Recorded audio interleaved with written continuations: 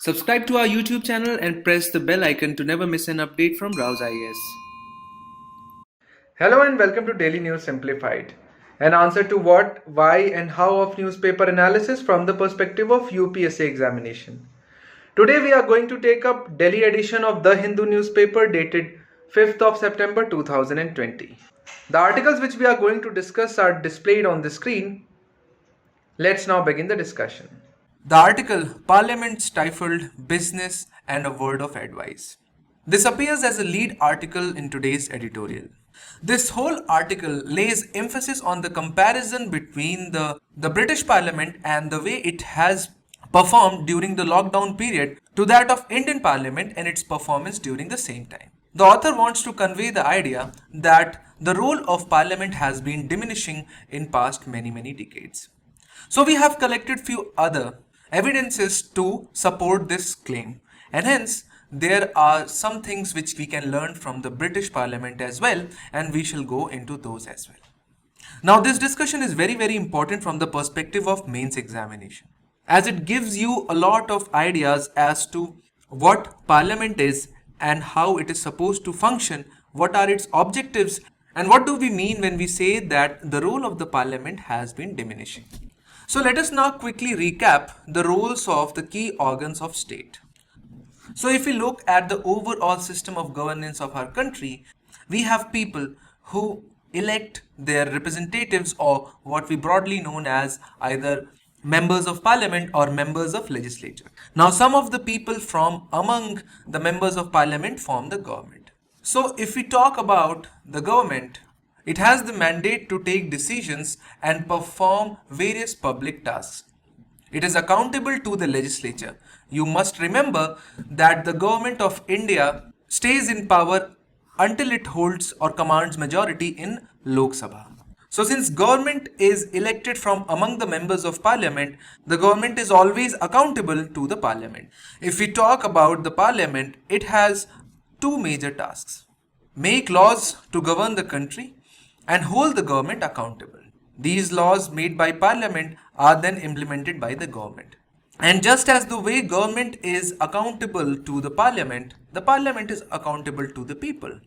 Now since we are discussing the key organs of state, let's now quickly discuss the judiciary as well. We all know that judiciary is independent from these two branches, and they are expected to ensure that all actions are made within the boundaries of the constitutions and laws made by the legislature.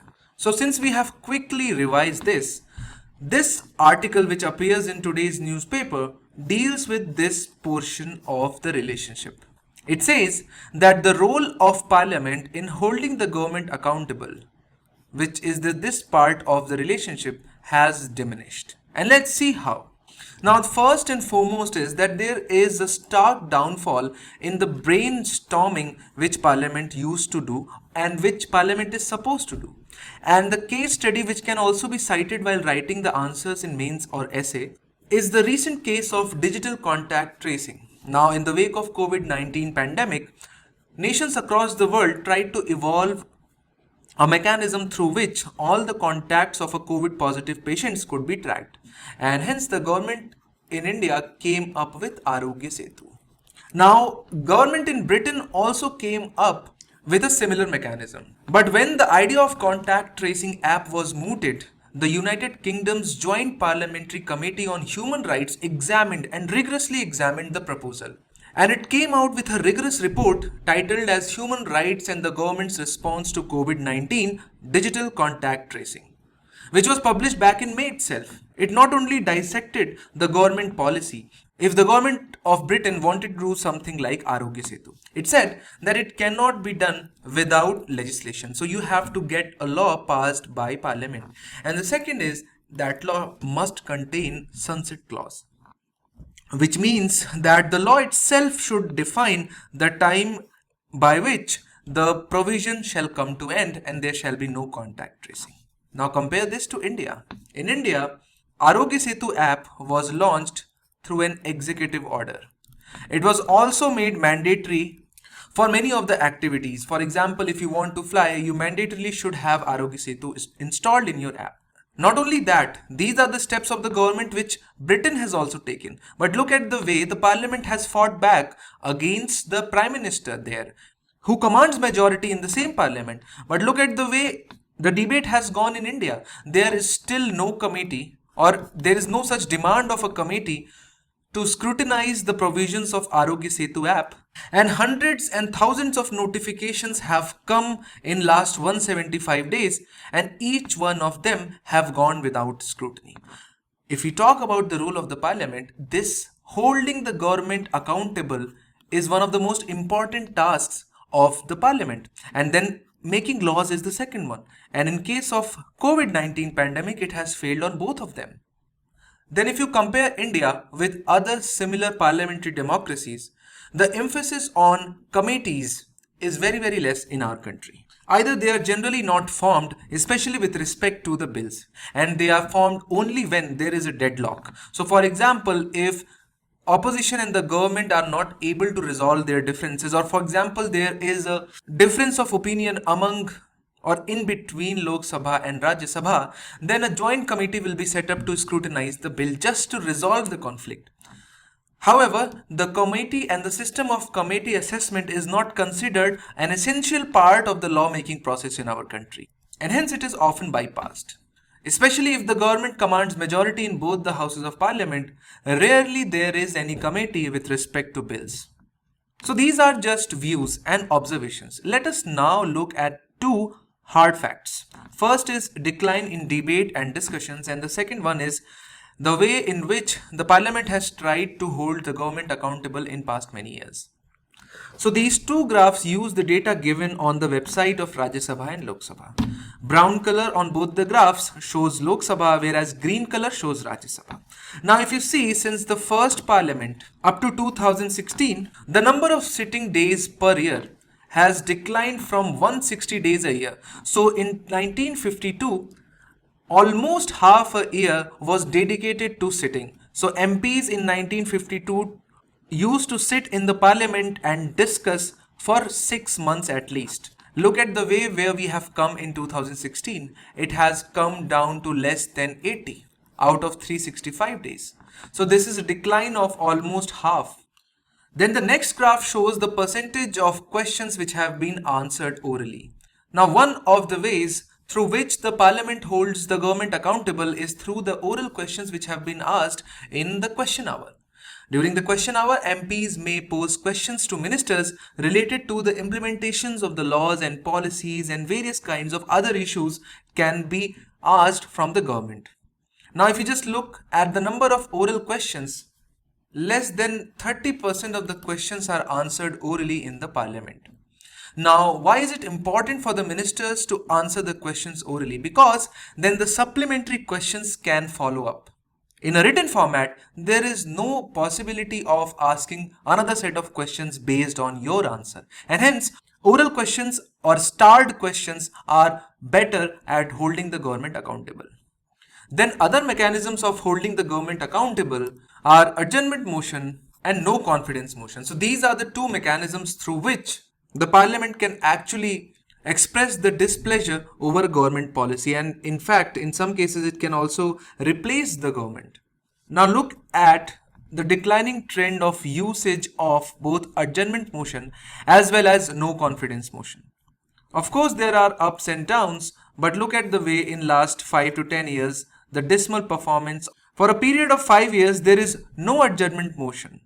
And then finally, recently the question hour has also been done away with, and there is no protest in parliament or among the parliamentarians whatsoever. Of course, there are generic statements, but the real intent to protect its powers are missing. And hence, how we can change this? How we can ensure that parliament is performing the way it was envisioned to be? And for that, we can take motivation from British Parliament itself, and we can start following the shadow cabinet. Now to improve the government accountability in Parliament, the opposition in some countries such as United Kingdom, Canada, Australia follow a system of shadow cabinet. Under such a system, opposition MPs track a certain portfolio, scrutinizes the performance of that particular minister, and also offers alternate program. If it is confusing you, then let us understand. So currently, Mrs. Nirmala Sitharaman is our finance minister. So if India would have followed the shadow cabinet method, someone in the opposition, let's say P. Chidambaram, would have formed the shadow cabinet part holding the finance minister portfolio. Now, do not confuse, he will not have any power. But his main job will be to counter each and every initiative of Nirmala Sitharaman, keep a track of her policies, her bills, her acts, and always offer a counter. And he will be known by the name of Shadow Finance Minister. And it will be assumed that once the government is replaced, he will become the Finance Minister. So if India has around 50 to 60 cabinet ministers, and let's say if for each of them we have shadows of similar number of MPs, then don't you think Parliament will be in a better position to hold the government accountable? And the second important aspect is that Parliament should be convened by itself. Now you must have read in the Constitution of India that the powers to convene the Parliament rests with the President. And since President has to work on aid and advice of Council of Ministers, it essentially means that when Parliament will sit, how it will shift, for how many months it will have debates, are ultimately governed by the government. And it is a big problem. So the practice of allowing the government to convene Parliament differs from country to country. And in India, it is a conflict of interest because government is accountable to Parliament. But power to convene Parliament rests with government, and hence government would never want Parliament to function effectively because government knows as soon as it starts to do so, the government will come under high scrutiny. And so allowing the government to call the Parliament to meet is a big conflict with the basic principle of the parliamentary democracy. And hence, the power to convene Parliament should rest with Parliament itself. The Parliament should be, as a sovereign body, decide when and how it will convene. So this is a very important discussion which gives an insight into our parliamentary system of governance and how slowly and steadily the role of Parliament is declining, especially with respect to its role as to be able to hold the government accountable. So this first article which we are going to take up appears on page number 6 in the form of column, Appropriate Strat. So on September 2nd, 2020, that is just 2 days ago, India has banned 118 more apps, including the mobile game app Players Unknown's Battleground or PUBG. This move by Government of India comes in the backdrop of the tension between India and China on the line of actual control. Since May 2020, Chinese army known as People's Liberation Army has been resorting to aggressions in various attempts to shift line of actual control or the de facto boundary with India in the Ladakh region. Now we have done a lot of discussions with respect to Eight Fingers, Chushul Valley, Pangong, So Lake, and we have seen how China has made attempts in order to move the LAC westward. So in this regard, the Government of India has come up with its own set of actions, and they deal with both military as well as economic actions. So the steps taken day before yesterday on 2nd of September is third such move by Indian government to ban Chinese apps.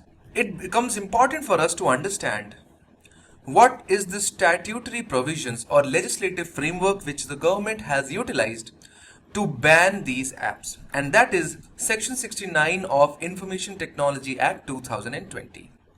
Now let us just quickly go through Section 69A, which says power to issue directions for blocking for public access of any information through any computer resource.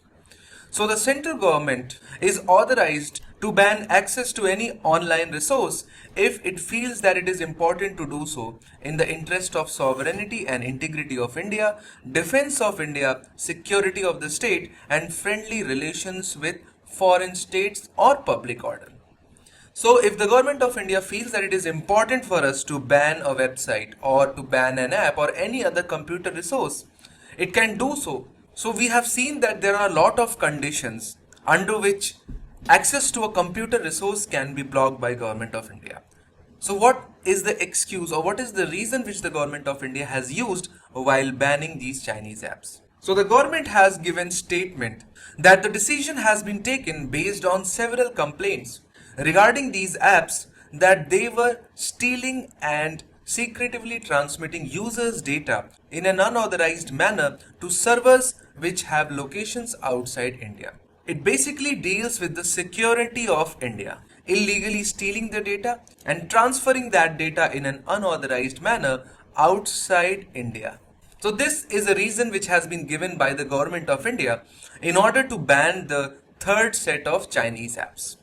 So now the obvious question which arises that this is one of the very important steps which the government of India has taken, and hence it becomes important for us to understand the ins and outs of this particular decision. We need to understand that how it is a good decision and what are the arguments which can be utilized to support the decision of the government.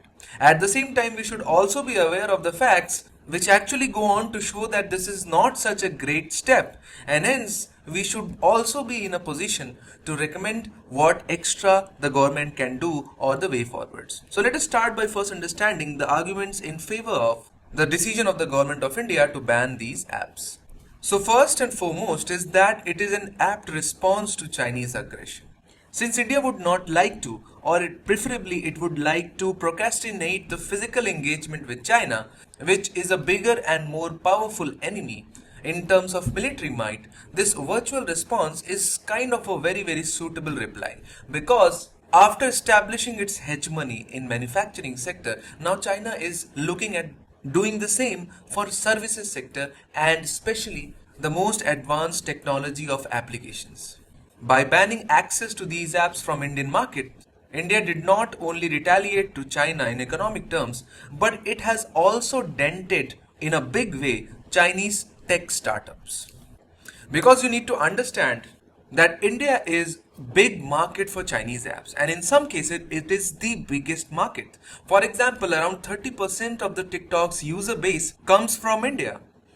And cutting off this base completely is going to hit hard ByteDance, which is the parent company of TikTok, just like Alphabet is parent to Google. You also know that there are various other Chinese apps, for example, UC Browser, ShareIt, Cam Scanner, and all these have topped India's Google Android ecosystem, which accounts for around 90 to 95% of all smartphones in our country. So these bans are definitely going to hit the Chinese technological startups. Then it is a big opportunity for Indian entrepreneurs. So if you go back in time, China has protected and promoted its own entrepreneurs by banning global apps and software for decades. Even now, YouTube and Google search engine is not available legally in China. Not only that, there has been a long-term ban on WhatsApp, Facebook, Twitter, Instagram, Netflix and BBC websites as well. Quora is also not available in China. And so this has created an artificial scarcity which was taken advantage by the local tech startups, and hence they were able to come up with apps which were either copy of these global apps or they were an improvement on existing system. And so India can also follow the same line. And if you're following newspapers, you must have seen launching of or increasing adoption of Indian apps. So for example, apps like Chingari, Mitro and Trell have been benefiting from Chinese app ban. Similarly, just yesterday, developers announced launching of an app to replace PUBG, which will be known by the name of 4G. So this shows that Indian startups are slowly but gradually filling in the shoes of Chinese apps. And then it indicates an innovative thinking on behalf of the government. Because when Chinese top leadership had devised this idea to capture the Ladakh region or to change the ground realities of LAC, they would not have anticipated that India, instead of militarily retaliating, would retaliate in technological or economical way. Of course, they can't ban our apps because first, they don't allow foreign apps to be used in their country, and the second is we have not created such an app which can be useful for other countries. And so this is a very innovative idea, and hence these are the four arguments which suggest that this is a good idea. Banning of Chinese apps will prove to be effective. However, there is a counter view as well. And the first argument put forward against the idea of the government to ban Chinese apps is that, okay, it's fine, you have taken a decision to ban Chinese apps. And of course, China can't retaliate because they don't use our apps. But they can retaliate with economic sanctions. Because if you look at the kind of trade we have with China, India relies heavily on imports from China. Whereas if you look at the import dependence of China on India, it is much, much less. So if you look at the trade between China and India, out of all the imports, around 14% of that comes from China. But if you look at China, it imports less than 1% of overall imports from India. This shows our import dependence on China. And what China is exporting to India is very, very important for us because it is exporting active pharmaceutical ingredients, electronics and electronic equipments, electrical items. So all these items for which we do not have manufacturing capacity. Whereas what India is exporting to China is mainly raw material which China can get it from anywhere. So if China decides to impose restrictions, then it will impact our overall economy in a big way. Then comes the question of our startup ecosystem. And many Indian unicorns or market leaders in startup arena have Chinese investors. So if you focus on the image shown on the screen, the chart depicts the estimated investment by Chinese companies in some of the startups. And if you see, in Snapdeal, around $700 million estimated investment comes from China. Similarly, in Ola, Swiggy, Flipkart, Big Basket, all of them have received a significant amount of their funding from Chinese investors. And we know that how investor sentiment plays a key role in the way the startups grow and eventually become independent. And hence, if we want to keep our startup sector thriving, we would not want any kind of ban by Chinese government on Chinese investors to invest in Indian startups. Then comes the question of practicality. It is difficult to believe that these bans will have much impact, and that is for two reasons. You must have heard about virtual private network. So a virtual private network is like a secret or an encrypted connection over the internet from a device to a network. So there are a lot of details into it, but it will divert us from this particular discussion. And so virtual private network can be easily utilized, and it is being utilized to actually circumvent or bypass the ban. Now this is also the method which has been used traditionally by Chinese people to circumvent or to bypass their own ban on Facebook, Instagram, YouTube and various other apps. And the second important aspect is that if you look at the overall trade between China and India, even now, rest all imports are intact. And hence, it is quite laughable to think that the threat to sovereignty shall be checked by banning only few apps. Because 70% of smartphones which are being sold in Indian market have Chinese origin. There is no ban on them. And similarly, from smart TVs to surveillance cameras which are being sold in Indian market have Chinese origin. And almost all of them can be tweaked or can have the capability to track and extract user data in India. And hence, all of them are threat to our sovereignty. But they are not being banned. And so a very, very small chunk of revenue or a very, very small set of overall Chinese spectrum has been banned in our country. And hence, it is difficult to believe that these bans are going to have much impact. And then you also have to think about the social angle of this ban. If you have seen videos of TikTok, you must have seen that it provided a great platform to a lower strata of the society. Of course, people from all the stratas were active on such platforms, but nonetheless, the way TikTok provided expression to the weaker classes is unprecedented. And hence, millions of Indians who were engaged on this platform, and some of them gainfully, which means that they were actually earning money through TikTok. So millions of these people have been rendered jobless. And hence, there is a need to take care for that as well. Just like any other issue, this also has both positive as well as negatives. We have discussed both of them. Now the matter doesn't end there. You have to suggest way forward. And so starting with the first, now if you remember that Government of India has alleged that these apps were illegally transferring data out of India. Now, this situation would not have arrived if India had our own data protection law. So, what is needed is data protection law, and that too a technically and legally very sound data protection law. So this will not only take care of the violation of privacy and illegal transfer of data from India to China, but it will also take care of all other apps belonging to other countries as well.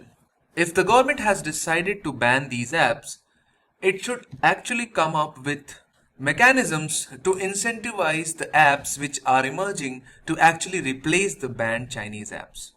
It is more likely that this ban is not going to be permanent, and as soon as the bans will be removed, the apps which have been banned will again gain their prime position in Indian market. So this is it as far as this editorial is concerned. Let's now move on to the next news.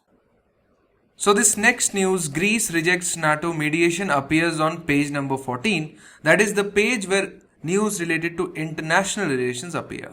Now this is a build-up on the souring relations between Turkey and Greece. In this respect, it is important for us to understand why the relationship between Turkey and Greece has gone south in last 2 to 3 years. But before that, since both Turkey and Greece are not neighboring countries to India, we should first understand from previous year questions as to what questions have been asked with respect to the disputes which have remained rife in that particular year. And for that, we have taken two questions. One is from 2015 examination and another one in 2017.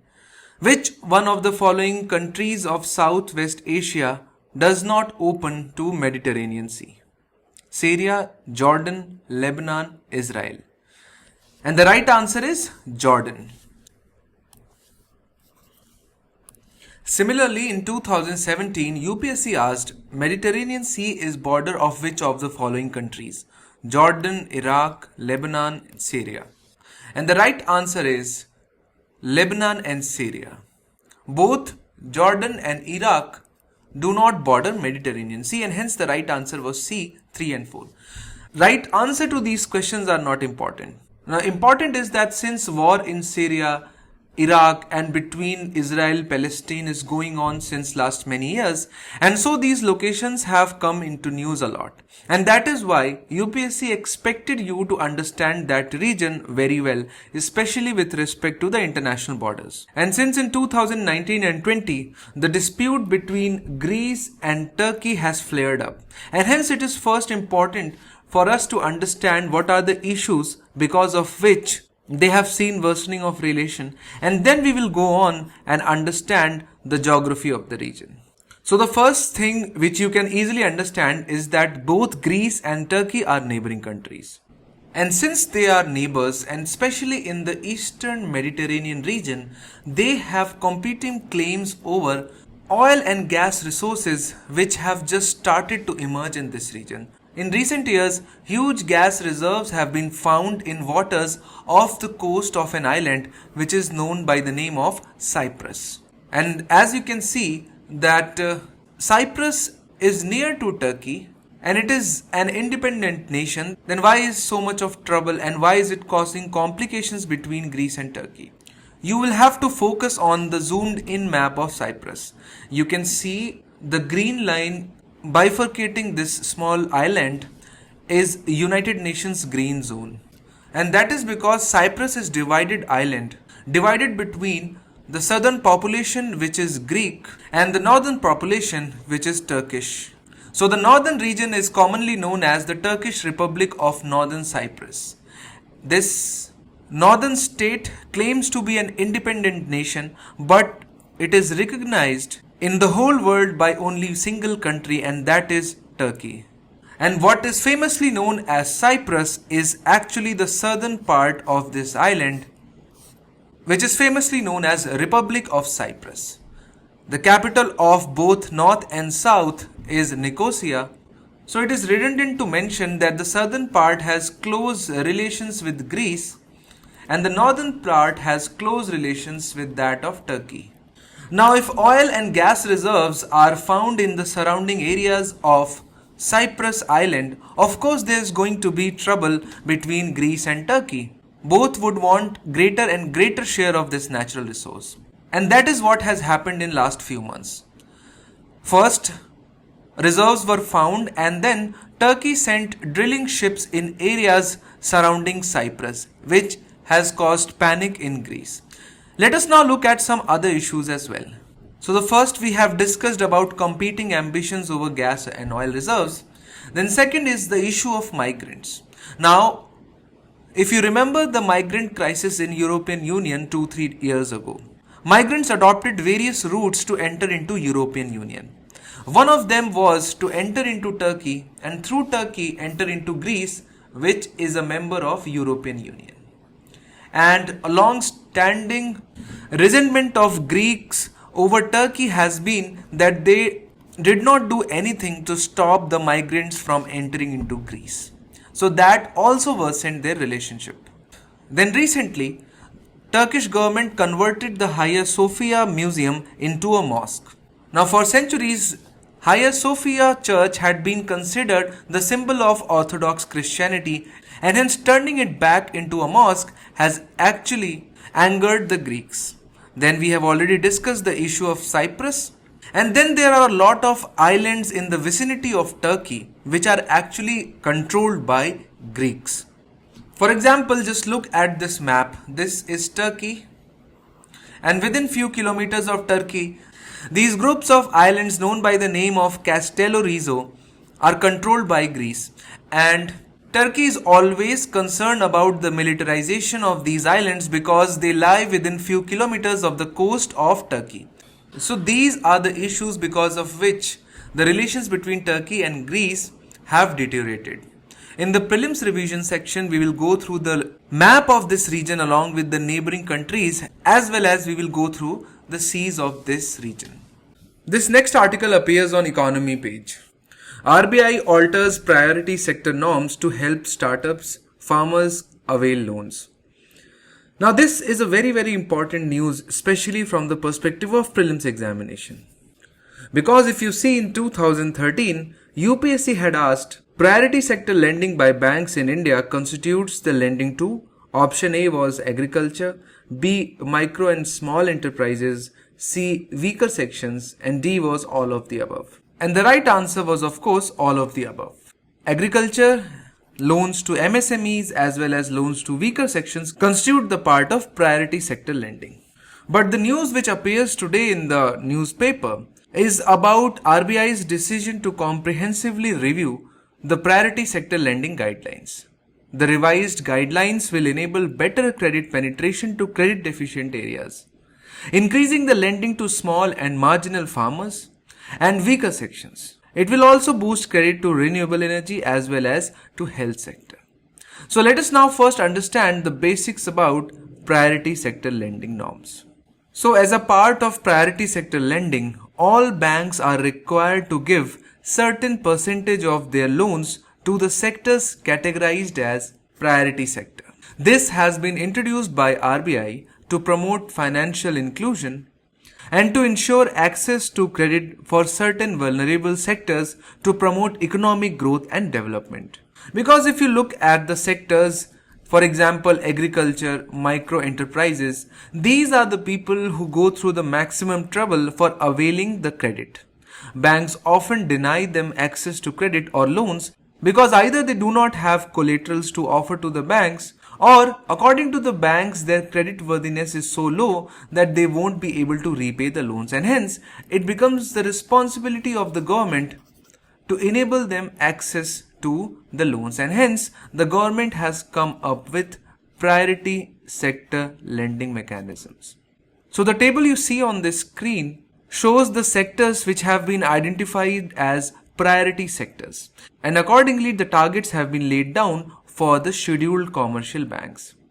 So all the scheduled commercial banks have to mandatorily lend around 18% of overall loan to agriculture sector, minimum of 7.5% loan to micro enterprises, and 12% of them to weaker sections. And the remaining loan should be given as export credit or education loan, housing loan, in creation of social infrastructure and towards renewable energy.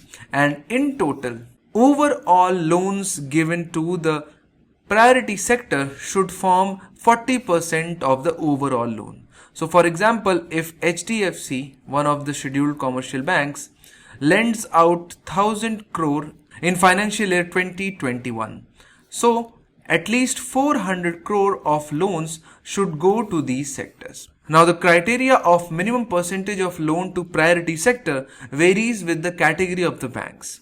So for scheduled commercial banks it is 40%.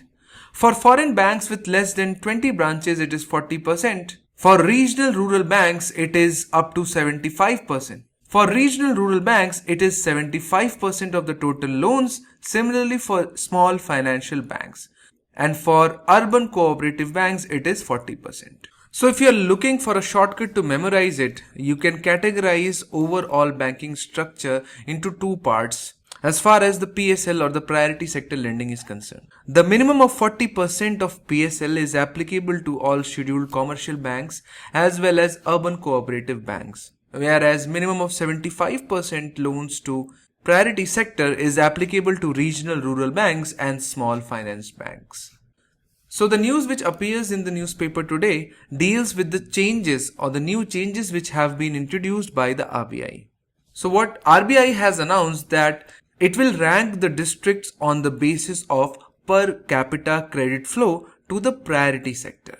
And it will build an incentive framework for districts with comparatively low flow of credit and a disincentive framework for the districts which have high flow rate of priority sector credit. So the way this PSL mechanism has worked in last 2 decades, it has been found out that some of the districts have received extra credit or loans in the priority sector, whereas other districts have not received as much.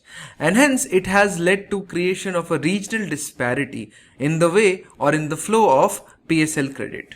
And hence RBI has decided to rank the districts, and using that rank it will try to incentivize PSL lending, and using these rankings RBI will try to incentivize priority sector lending in those districts which rank low, and it will try to stall or disincentivize loans which have already received much in the past. Then RBI has decided to give push to farmer producer organizations. How it will be done? The credit limit for loans to the farmer producer organization have been increased, and so the maximum amount a farmer producer organization can borrow has been increased to rupees 5 crore. So all those farmer producer organizations which have assured marketing linkages for the sale of their harvest at a predetermined price, which means that they are quite safe because they already have an agreement with the buyer, and hence all the loans up to 5 crores given to farmer producer organizations shall be considered as a part of priority sector lending. Then the recent changes in the priority sector lending is also going to go a long way in helping the renewable energy in our country, because the loan limits for renewable energy have been doubled to rupees 30 crore. Loans to farmers both for installation of solar power plants and for setting up compressed biogas plants have been included as fresh categories eligible for finance under priority sector. So if a farmer wants to utilize the solar power for agricultural pumps, and for that they want to take a loan for such installation, it shall be counted under priority sector lending. Also, installation of compressed gas plants have also been included as a fresh category, and earlier it did not exist. As a mechanism to boost the Indian startup ecosystem, loans up to rupees 5 crores to the startups would be considered as priority sector lending. And the government has already defined what a startup is as far as manufacturing and services are concerned. So if a bank is going to loan an amount less than or equal to 5 crores, that shall be counted as the contribution of the bank towards the priority sector lending. This is it as far as priority sector lending is concerned. Let's now move on to the next news. We will start prelims revision with a news appearing on page number 1. Rajnath Singh meets Chinese counterpart Wei in Moscow. So Defense Minister Rajnath Singh has met his Chinese counterpart on the sidelines of Shanghai Cooperation Organization. It becomes important for us to cover it from the perspective of prelims examination. So first and foremost, its headquarters is in Beijing and it was founded in 2001. Now if we talk about the membership, its members include China, Kazakhstan, Kyrgyzstan, Russia, Tajikistan, Uzbekistan, India and Pakistan. Now if I give a statement to you that India and Pakistan are its members since its origination in 2001, is it true or false? It is of course false. So India and Pakistan became members of SCO in 2017. At that time, the meeting was held in Astana, which is the capital of Kazakhstan. Now there is one more thing which you should focus over here. Out of the 5 Central Asian countries, Kazakhstan is present, Kyrgyzstan is present, Tajikistan is present and Uzbekistan is present. What is absent is Turkmenistan. So if you want to memorize the names of the countries, you know the 5 Central Asian countries. Turkmenistan is not a member, which makes it 4. Russia and China 2, and then India and Pakistan 2, taking the total to 8. Central Asian, Russia, China and India and Pakistan. Now it is to be noted that this is a very diverse organization and it focuses on economic, cultural, security as well as military cooperation as well. Let us start with military. Over the past few years, the organization's activities have expanded to include increased military cooperation, intelligence sharing. So for example, a lot of military exercises are being regularly conducted among the members. Also in 2014, the SCO also discussed the idea of Collective Security Treaty Organization, something like NATO. So this organization actively deals with military as well as with security. As far as security is concerned, in 2004, the members of SCO agreed for Regional Anti-Terrorist Structure, or acronymed as RATS. It operates in accordance with the SCO Charter. It has been designed to counter separatism, extremism in these countries. And you might be aware that almost all these countries which are member of SCO are facing the threats of extremism as well as separatism. And for that, a common framework has been designed and it is fully functional. Then cultural cooperation is a very essential part of SCO. It occurs under the SCO framework itself, and culture ministers of SCO met for the first time in 2002. And at every SCO meeting, culture is high on agenda to ensure that the cultural awareness of each other cultures among these countries is ensured by taking it high on priority. And then finally, economics or economic cooperation. 3 members of this group, Russia, Kazakhstan and Kyrgyzstan, are also the members of Eurasian Economic Union or EEU. Also, a framework agreement to increase the economic cooperation and integration of member countries have already been signed. Also, there have been calls to build or incentivize the use of non-dollar currency among these nations. But of course, that is a far-fetched dream. But if you talk about the order of precedence or importance, the highest importance is given to security and military and the least is given to economy. Now in the prelims examination, it is also important to know that where the meeting was held in 2019 and 20. So in 2019, the meeting was conducted at Bishkek and in 2020 it is being conducted at St. Petersburg. Now find out which country this particular city belongs to. Then this last news item, Venkaiah for 2-year fixed tenure for House committees appears on page number 11. Now in past years, UPSC had asked questions related to the committee of the parliament. For example, let's take this 2014 question.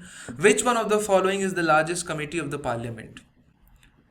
So now we are taking the help of our prelims compass to read about the parliamentary committees. So there are 2 kinds of committees: standing committees and ad hoc committees. So standing committees are those which are elected by the House or nominated by Speaker or Chairman every year or from time to time and are permanent in nature, whereas ad hoc committees are those that are constituted by the House or by the Speaker for a special purpose, and as soon as that purpose is solved, they are dissolved. And some of the important committees are Estimates Committee, Public Accounts Committee, and Committee on Public Undertakings. So Estimates Committee consists of 30 members and all of them belong to Lok Sabha. They make detailed examination of annual budget estimates and they act as a deterrent on extravagance or extra expenditure of the government on public. Then next is Public Accounts Committee, which is the oldest financial committee. Now, Estimate Committee consisted of members only from Lok Sabha, but both Public Account Committees as well as Committee on Public Undertakings consist members from both Lok Sabha as well as the Rajya Sabha. And in both the cases, the constitution is same, 22 members, 15 from Lok Sabha, 7 from Rajya Sabha. As far as Public Account Committee is concerned, its chairman is always a member of an opposition party. Then we have departmental committees, around 24 of them, which consider the demand for grants of respective ministries and they examine the bill referred by the chairman or the speaker. Then let us now discuss the neighboring countries of Black Sea and Caspian Sea. If you look at the Black Sea, then you can easily see Ukraine, Romania, Bulgaria, then Turkey, Georgia, this is Russia. So these are the littoral countries of Black Sea. Let's now focus on Caspian Sea. As you can see, Russia is common. Then instead of Georgia, we have Azerbaijan, Iran, Turkmenistan, Kazakhstan, and Russia. The places marked in blue are littoral of Caspian Sea, whereas places marked in black are littoral of Black Sea, whereas Russia is common to both of them. So this is it as far as revision for prelims examination is concerned. Try to find out the neighboring countries of Turkey through your own map practice. Let's now go on to the question of the day.